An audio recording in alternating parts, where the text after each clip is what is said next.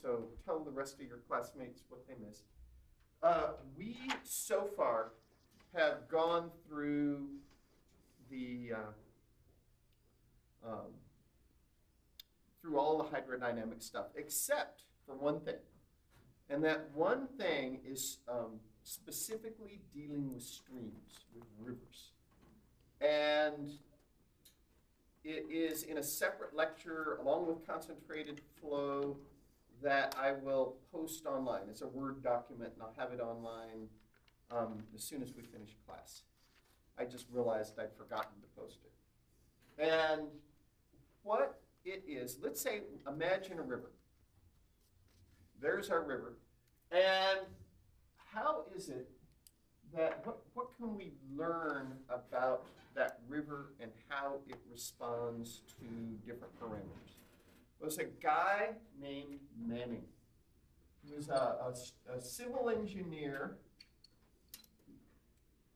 in England, and he was in charge back in the early 1800s. In England, they were digging canals, all like little beavers, making canals and lakes and things like that all over the country.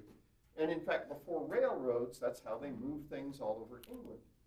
And they needed to make sure they had enough water, but not too much water.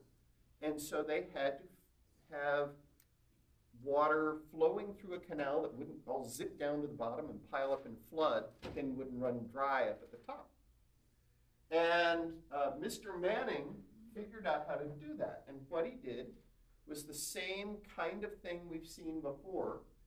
First, he measured how fast the water was going down the stream.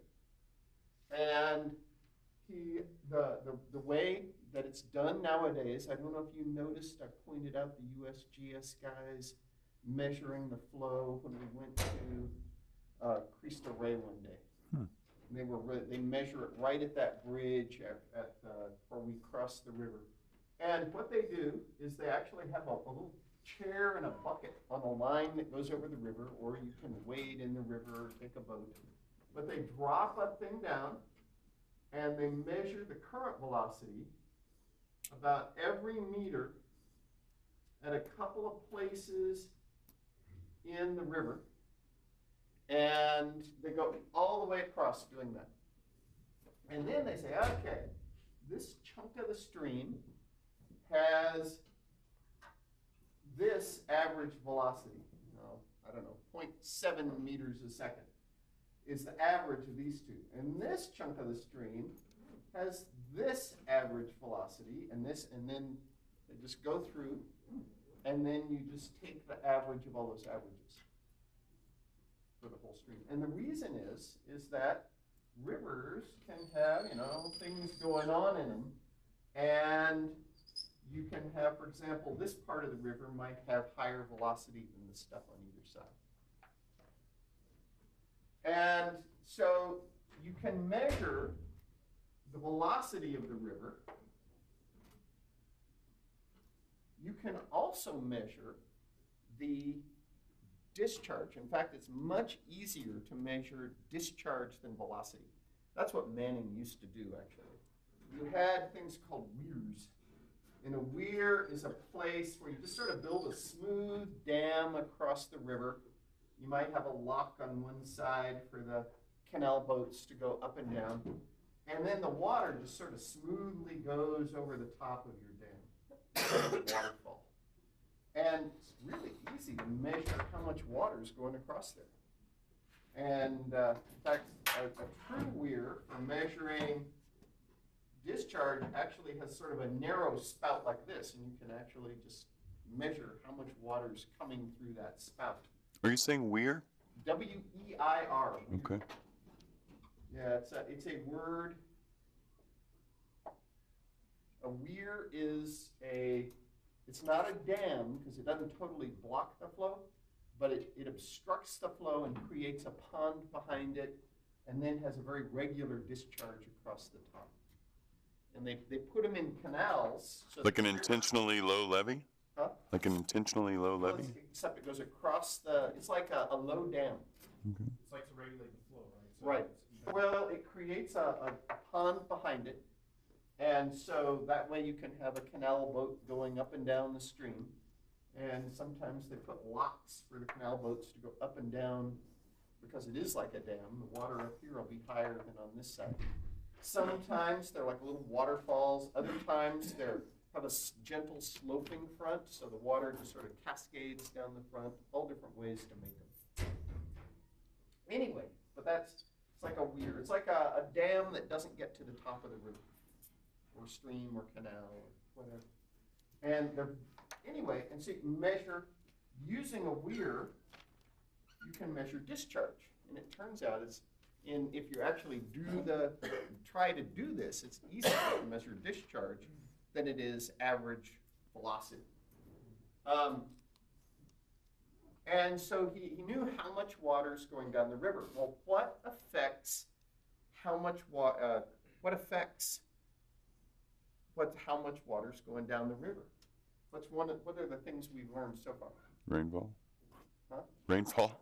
Well, I meant in terms of, okay, you've got water.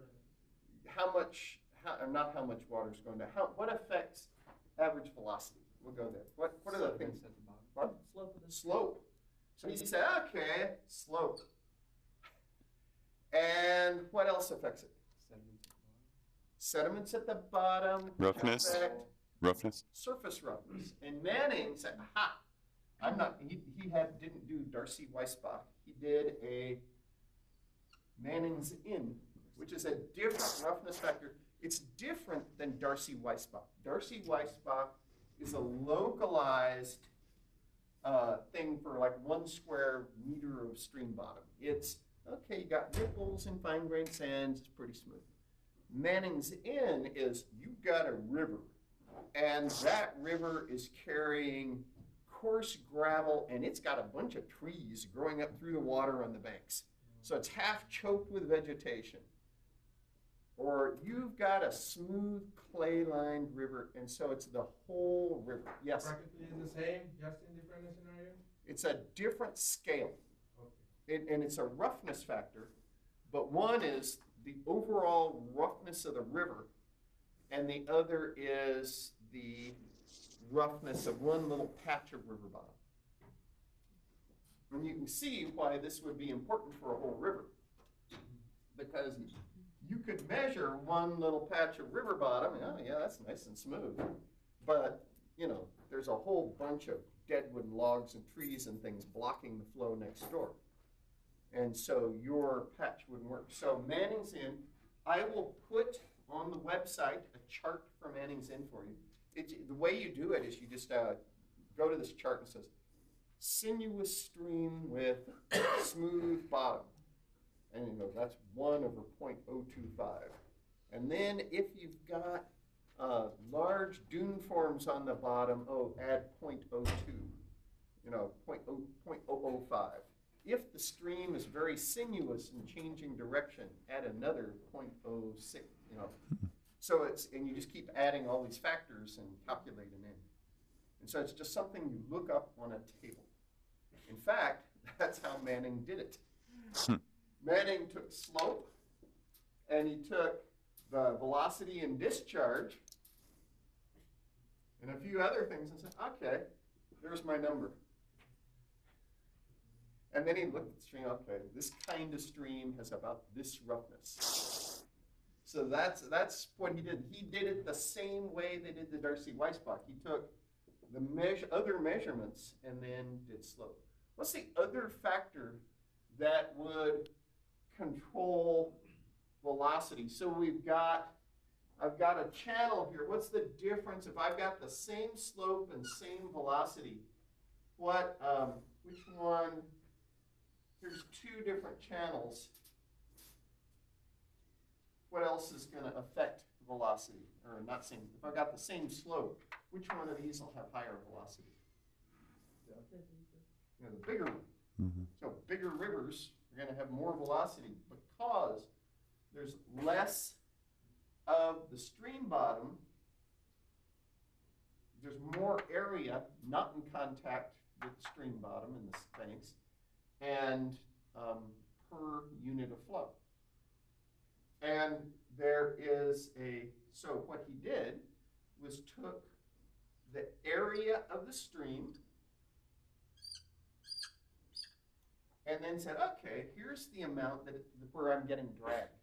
Go down one bank, go across the bottom, go up the other bank to the water surface. So, and he said, okay, so that's H is the water depth, right? And the width of the stream, now it's writing better. Okay, so H is water depth, stream width, so that's going down one bank, going over across the bottom. Now I got to come up the other side, 2 times the height.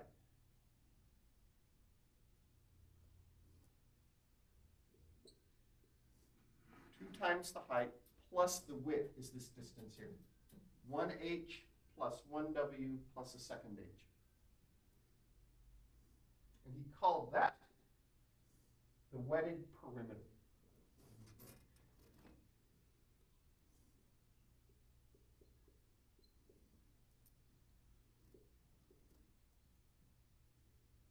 In other words, that's the length going down and across the stream that's slowing down the current.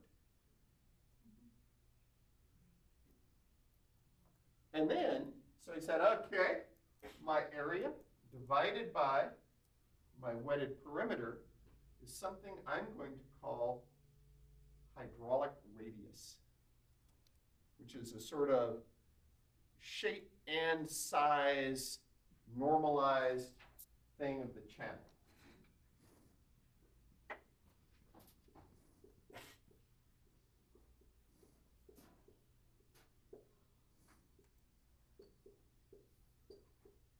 And to show you how this works, let's say I've got a stream channel that is 1 meter deep and 10 meters wide. What's the area in meters? 10 square meters, right? So A equals 10. What's the hydraulic radius? 12. 1 plus 10 plus 1. So my hydraulic radius is 5, 6. 0.8, right? Point, huh? Choose going fraction. 0.82? Yeah.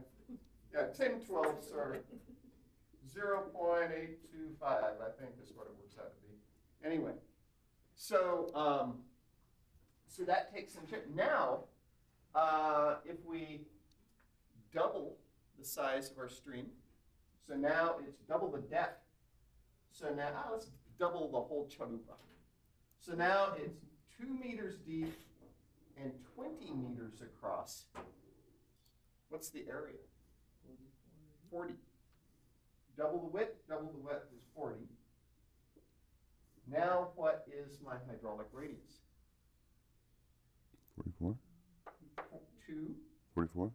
plus 20 No. is 24. 22 plus 2 is 24. So now the hydraulic radius becomes 40 divided by 24. So bigger streams have bigger hydraulic radii. What? 1.6666. Yeah, so 1.66. Yeah, so larger streams have more, and that's because that greater area, even for the same shape, gives more stream that isn't being obstructed by, that isn't dragging on the banks. So, okay, now let's do another simple one. Let's take our same original 10 meter stream. So it was 1 by 10 by 1, and let's make it 2 by 5. So area, going back again, area is 10. What's my hydraulic, what's my wetted perimeter now? 2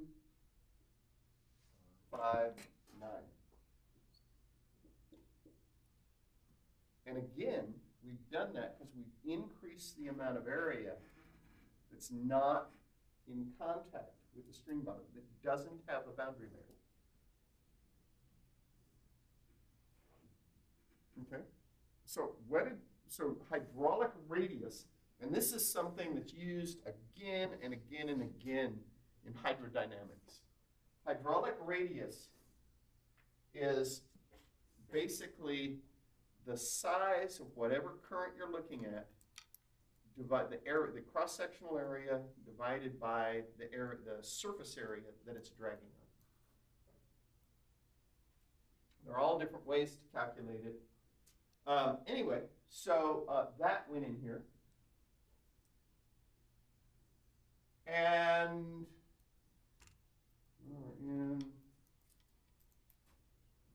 let me get this right. I want to make sure I get it right. It's been a while since I've played with this. Yeah. Velocity equals 1 surface area. It's going to be me on the structure test. Yeah. I think that's it. Is this called Manning's formula or what? Yep, the Manning equation. Manning. Or Manning formula is fine. I could probably do that, couldn't I? It's, I think that's right. Anyway, he balanced all this out and found that velocity relates to hydraulic radius to the 2/3 power. So the hydraulic radius squared, then take the cube root, and the square root of slope.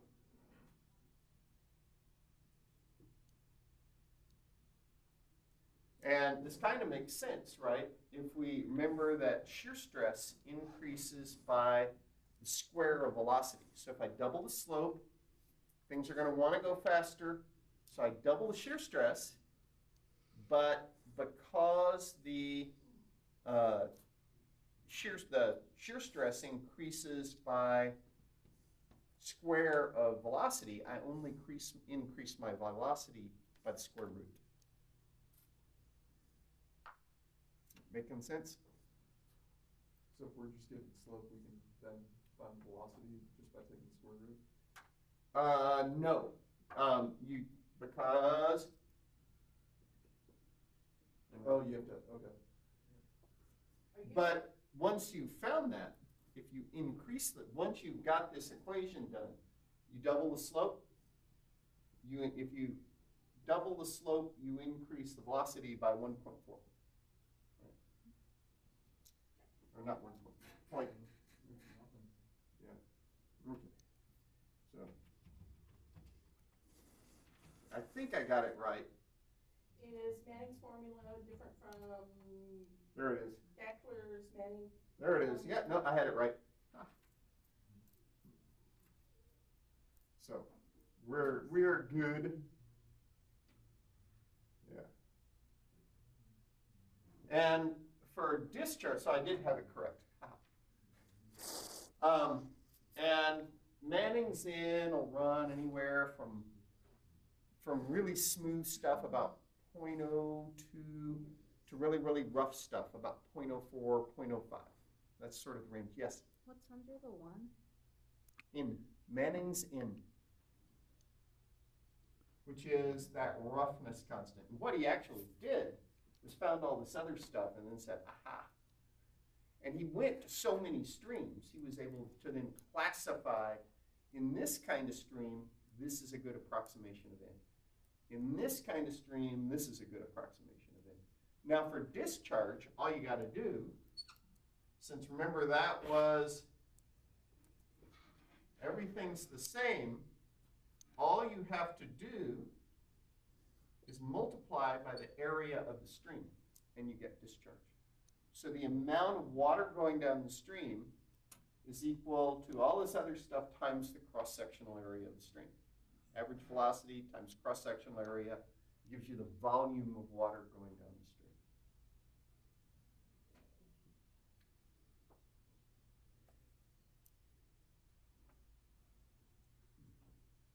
Anyway, so it relates for an entire stream, it relates bottom roughness, the shape and size of the stream, and the slope of the stream to the amount of water in the stream and the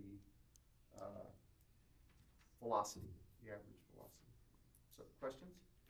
So, just to show you how things work, this tells you a lot about how the world works. So, for example, let's say I have two rivers. Everything else is the same on those two rivers. They have the same roughness on the bottom, but one river has 10 times the discharge. It's just a much, much bigger river. Obviously, the area of the stream is going to be a lot bigger. It is going to tend to have a bigger hydraulic radius because, remember where we doubled this, had the same shape and doubled the size? Bigger hydraulic radius, and it will have a lower slope. Bigger rivers have lower slope. And then you can see how a river will respond to a change. So for example, I have a river, it's cruising along, I'm not changing anything, and just like with my toxic waste barrels, somebody dumps a huge field of toxic waste into the bottom of my stream and dramatically increases surface roughness. So this increases, my discharge is going to be the same, right? It's got to be the same. So how will the stream respond? So this is, let's just look at this one for now. So this is fixed because got to get that same amount of water down the river no matter what. This has gone up, Manning's Inn has gone up, which meant this piece of the equation has gotten smaller. How's it going to change? This has to go up, right? So the slope across that rough area will have to increase somehow. What about the hydraulic radius? It's probably going to have to try and increase somehow.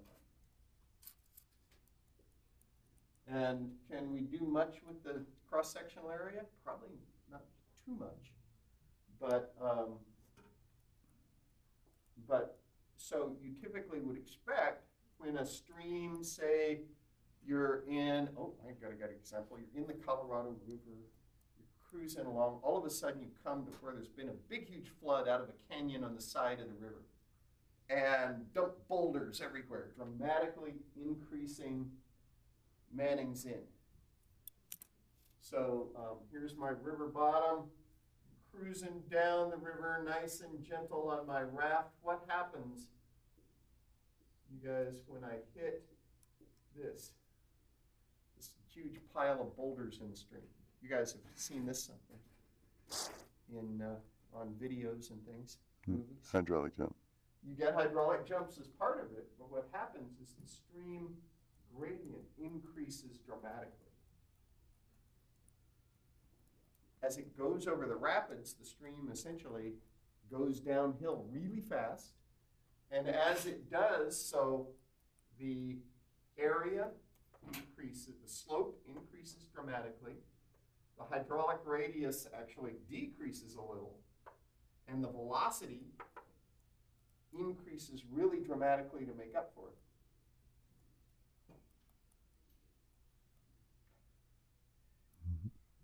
Because you see going down a rapids, water moves very fast because it's steep.